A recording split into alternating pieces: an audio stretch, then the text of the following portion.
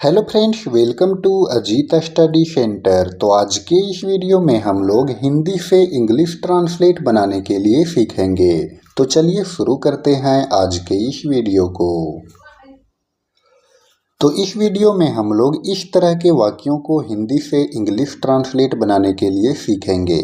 जैसे कि देखिए, वाक्य है क्या खाएं यह एक समस्या है, कैसे पढ़ें यह एक प्रश्न है, क्या करें यह पता नहीं है, कब जाएं यह अनिश्चित है। तो इन सभी वाक्यों को हिंदी से इंग्लिश ट्रांसलेट कैसे बनाएंगे, चलिए हम लोग समझते हैं। जैसे कि यहाँ पर हम पहला वाक्य को देखते हैं, तो यहाँ पर पहला वाक्य है क्या खाएं यह एक समस्या है। तो यहाँ पर आप सोच रहे होंगे कि यहाँ पर जब क्वेश्चन अराइज हुआ है तो यहाँ पर फुल स्टॉप कैसे है, यहाँ पर क्वेश्चन मार्क क्यों नहीं है। तो इसका जवाब ये है कि क्या खाएं यह एक समस्या है। ये जो वाक्य है, इस वाक्य को एक नॉर्मल रूप में, एक सामान्य रूप में लिया गया है। इन वाक्यों में किसी भी तरह का कोई क्वेश्चन अराइज नहीं हो रहा है। ये जो वाक्य हैं वो बहुत ही साधारण सा वाक्य हैं। यहाँ पर देखिए, सातवां अगर हम देखते हैं वाक्य को, तो इसमें है क्या कहाँ जाएं यह विचाराधीन है। तो यहाँ पर देख रहे हैं कि कहाँ का प्रयोग हुआ है, यानी कि इसमें क्वेश्चन अराइज हुआ है कहाँ लगा करके, इसीलिए इसमें हम क्वेश्चन मार्क लगाए हैं। बाकी यहाँ पर क्या, कब, है ना, तो ये सब जो लगा हुआ है ये एक नॉर्मल सेंटेंस है। ठीक है, तो आइए हम लोग बनाते हैं कि इसको कैसे यहाँ पर हम बनाएंगे। जैसे कि देखिए, पहला है क्या खाएं यह एक समस्या है। तो यहाँ पर है क्या, तो क्या का इंग्लिश होता है व्हाट, तो व्हाट लिख दिए। चलिए, व्हाट हो गया। उसके बाद खाएं बोला है, तो what to eat, what to eat. अब ये क्या है, तो यह एक समस्या है। तो what to eat is a problem, और फिर फुल स्टॉप लगाएंगे। ठीक है, तो क्या खाएं यह एक समस्या है, इसका ट्रांसलेट बनेगा what to eat is a problem. अगर आप इसका इंग्लिश ट्रांसलेट बनाते हैं what to eat this is a problem, अगर यह का इंग्लिश दिस का प्रयोग करते हैं तो सेंटेंस रॉन्ग हो जाएगा। यहाँ पर दिस का प्रयोग नहीं होगा। तो सिंपल सा सेंटेंस है और सिंपल सा इसका ट्रांसलेट भी बनेगा what to eat is a problem.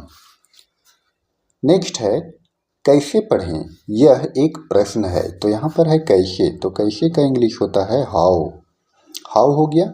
उसके बाद यहाँ पर है पढ़ें, तो इसके पहले हम टू का प्रयोग करेंगे।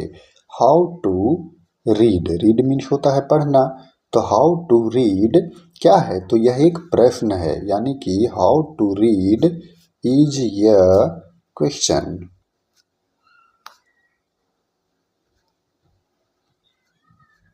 तो ये हो गया इसका English translate, how to read is a question. चलिए आगे है क्या करें यह पता नहीं है, क्या करें यह पता नहीं है। तो क्या करें यानी कि what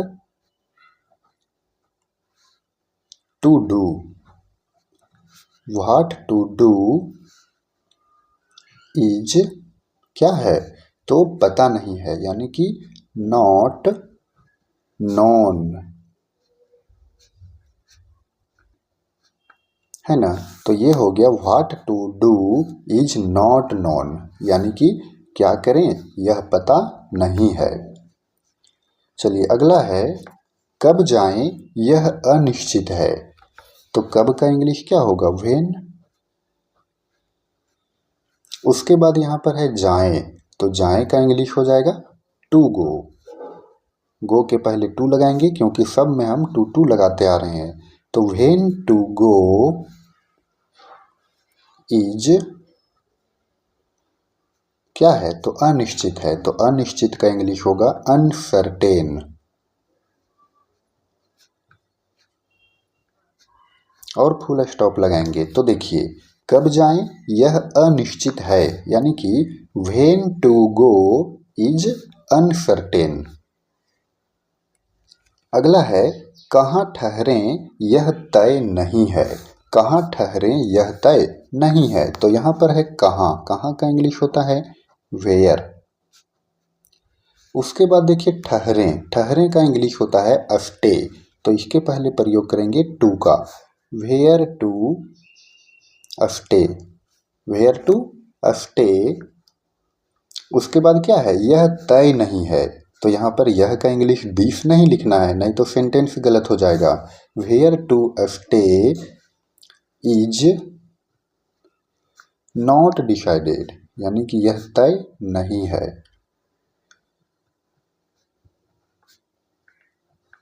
where to stay is not decided, और फिर फुल स्टॉप लगा देंगे। ठीक है, चलिए अगला है क्या नहीं करें यह पता नहीं है। क्या नहीं करें यह पता नहीं है, तो यहाँ पर देखिए क्या है, तो क्या का इंग्लिश हो जाएगा व्हाट। व्हाट, अब यहाँ देखिए नहीं करें है, तो what not to do. Not हो गया नहीं का, उसके बाद करना का इंग्लिश होता है डू, उसके पहले टू लगाएंगे, तो what not to do is not known, और फुल स्टॉप लगाएंगे। तो देखिए क्या नहीं करें यह पता नहीं है, what not to do is not known. अगला है क्या कहाँ जाएं यह विचाराधीन है, यानी कि कहाँ जाना है ये विचार में ही नहीं है, ये विचाराधीन है, अभी तक डिसाइडेड नहीं है ना। तो इसका ट्रांसलेट बनेगा, देखिए इज का प्रयोग हम करेंगे यहाँ पर, है ना। तो यहाँ पर देखिए क्वेश्चन भी अराइज हुआ है कहाँ, तो इसीलिए इज जो है उसको पहले लिखेंगे। इज वेयर टू गो,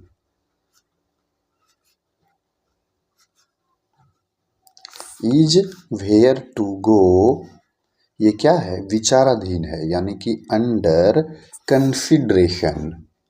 विचाराधीन का हो जाएगा कंसिडरेशन, और फिर क्वेश्चन मार्क भी लगेगा इसमें, है ना। तो इस तरह से देखिए क्या कहाँ जाएं यह विचाराधीन है, is where to go under consideration. तो ये हो गया इसका इंग्लिश ट्रांसलेट। तो फ्रेंड्स आई होप कि आपको इस तरह के वाक्यों को हिंदी से इंग्लिश ट्रांसलेट करना अच्छे से समझ में आया होगा। तो अगर आपको ये वीडियो पसंद आया हो तो आप इस वीडियो को लाइक करें, और चैनल पर नए हों तो चैनल को सब्सक्राइब जरूर करें। धन्यवाद।